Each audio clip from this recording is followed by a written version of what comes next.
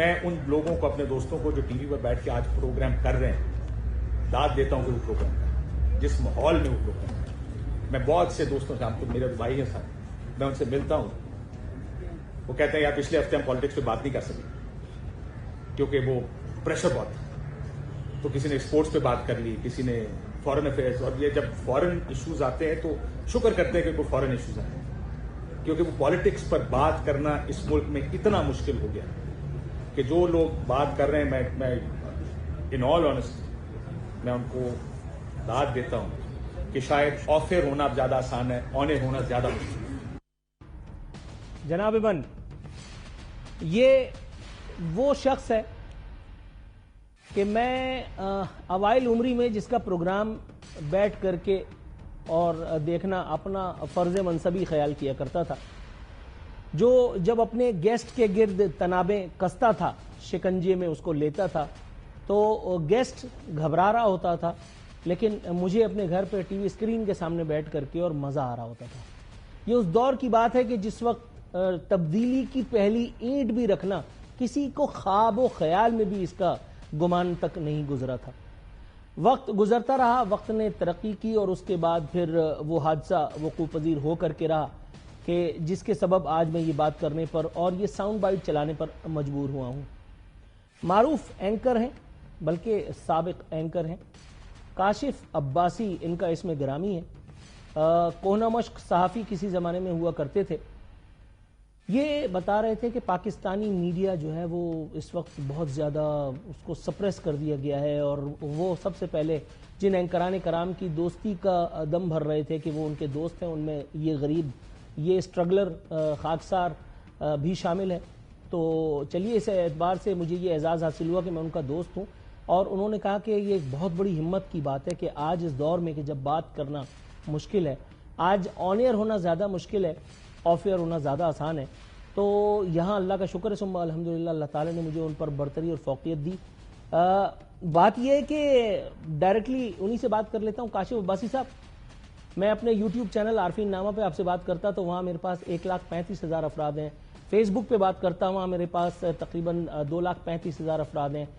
Twitter پہ بات کرتا تو وہاں میرے پاس تقریباً 9,000 افراد ہیں. وہاں مزہ نہیں آتا. نیشنل ٹیلی ویژن کی بات نیشنل ٹیلی ویژن کے پیڈسٹل سے کی جائے تو مزہ آئے. حضور والا, جب سے آپ آف ایئر ہوئے, میرا خیال ہے آپ ہمارے چنکس جو اس وقت الحمدللہ سب سے زیادہ تو نہیں لیکن بہرحال بہت زیادہ وائرل ہیں, آپ میرا خیال ہے اس کو دیکھ نہیں رہے, سن نہیں رہے, یا شاید آپ کسی مخصوص فریم آف مائنڈ میں جی رہے ہیں. کل جو کچھ میں نے کیا تھا شاید وہ بھی آپ کی نظروں سے نہیں گزرا, کسی ایک کو بھی نہیں چھوڑا میں نے. اس سے پہلے جو میں نے کیا تھا, میں ہر ہفتے میرے بچے مجھے کہتے ہیں کہ بابا آپ سے ہم نے کہا تھا کہ آپ نے جو ہے وہ زیادہ سچ نہیں بولنا, آپ نے صرف اتنا سچ بولنا ہے جتنا آج کل کے دور میں چلتا ہے. اور میں ان کی باتوں کو سن کر کے اڑا دیتا ہوں کیونکہ میں اپنی عادت سے مجبور ہوں. کون سی ایسی پابندی ہے کہ جس کا آپ تذکرہ کر رہے ہیں جو مجھ غریب پہ لاحق یعنی امپوز نہیں ہوتی؟ آپ جس چینل میں تھے, اگر یہ کہہ دیا جائے کہ وہ اس چینل سے بڑا ہے for the sake of argument, تو اس چینل کے اوپر بھی وہی پابندیاں عائد ہونی چاہیے تھیں جو آپ بتا رہے ہیں کہ اس چینل پہ آپ کے ساتھ عائد تھیں. اور آپ تو اتنے بڑے تگڑے آدمی تھے, آپ کو بات کرنے سے کون روک سکتا تھا؟ کیونکہ آپ ان لوگوں میں سے ایک ہیں جو ڈائریکٹ ہینڈسم کے ساتھ جا کر کے کھڑے ہوتے تھے. میرا خیال ہے آپ نے اپنے آخری ایام کے کچھ پروگرامز دیکھے نہیں, اس میں اگر آپ کے نام کے نیچے سے میں اینکر کا صیغہ ہٹا کر کے اور پی ٹی آئی رہنما لکھ دیتا تو کسی کو کوئی حیرت نہیں ہونی چاہیے تھی.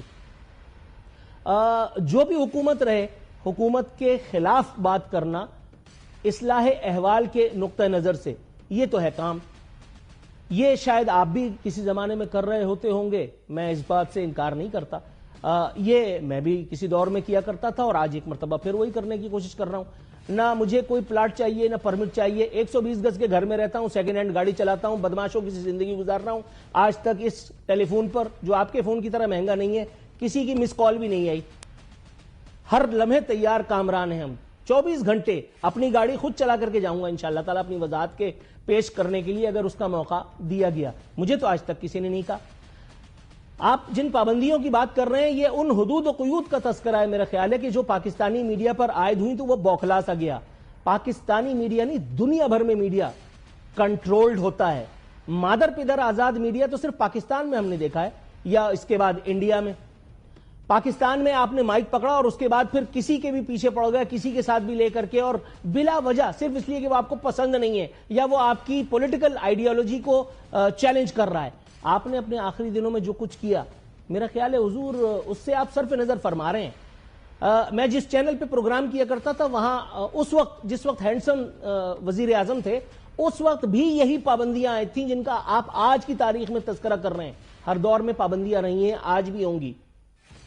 کیا نشر کرنا ہے, کیا نشر نہیں کرنا, اور کیا لازمی نشر کرنا ہے. ٹھیک ہے, حکومت کس لیے ہوتی ہے؟ حکومت کا ایٹیٹیوڈ الگ ہوتا ہے, رعایا کا ایٹیٹیوڈ الگ ہوتا ہے, افراد کا ایٹیٹیوڈ الگ ہوتا ہے, اور ریاست کا اور اداروں کا, ریاستی اداروں کے ایٹیٹیوڈز الگ ہوتے ہیں.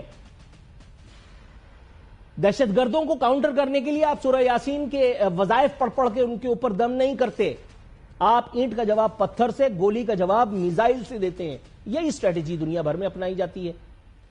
5th جنریشن وارفیئر کی برکات سے وہ جو آپ کے سنگی ساتھی بیٹھے ہوئے ہوتے ہیں, جو آپ سے شکایات کر رہے ہوتے ہیں, میرا خیال ہے اس حوالے سے اگر ایک ساؤنڈ بائٹ میرے پاس ہے, مجھے اچانک یاد آ گئی اپنی بکراتی کرتے ہوئے, آپ پہلے وہ ساؤنڈ بائٹ دیکھیے, پھر میں اپنی بات کو کنٹینیو کرتا ہوں.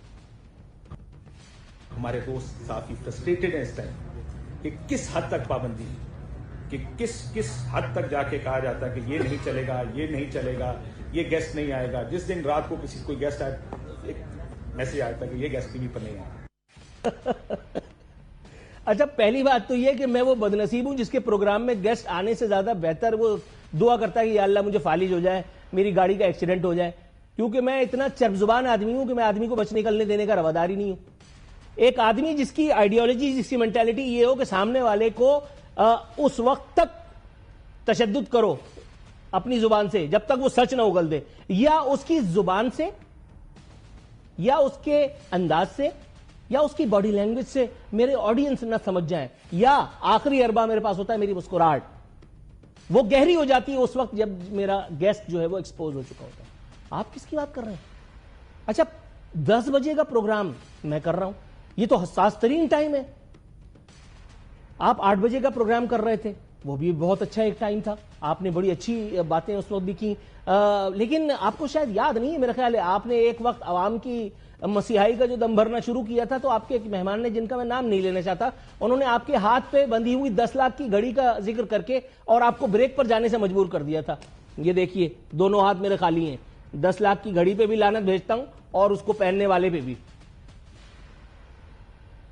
وقت وہ جو اللہ تعالیٰ لے کر کے آتا ہے, اس موبائل میں وقت دیکھ کر کے میں کام چلا لیتا ہوں, اور جب اللہ آپ کا وقت معین کرتا ہے نا تو پھر دنیا کی اوقات کوئی نہیں ہوتی. ایک پروگرام میں آپ کے ایک ساتھی اینکر, جن کا شاید آپ ذکر کر رہے ہوں, جنہوں نے 35 اور 40 ہزار روپے کے سوٹ پہن کر کے اسلام آباد اسٹوڈیو میں اپنے عین سامنے ایک مہمان کا کاؤنٹر کرنا شروع کیا, تو اس نے ان کے سوٹس کا, اس کی مہنگائی کا تذکرہ کر کے اور ان کو ایک مرتبہ پھر راہ فرار اختیار کرنے, یعنی بریک اناؤنس کرنے پر مجبور کر دیا. اللہ کا شکر ہے ثم الحمدللہ, میرے ساتھ آج تک ایسا نہیں ہوا.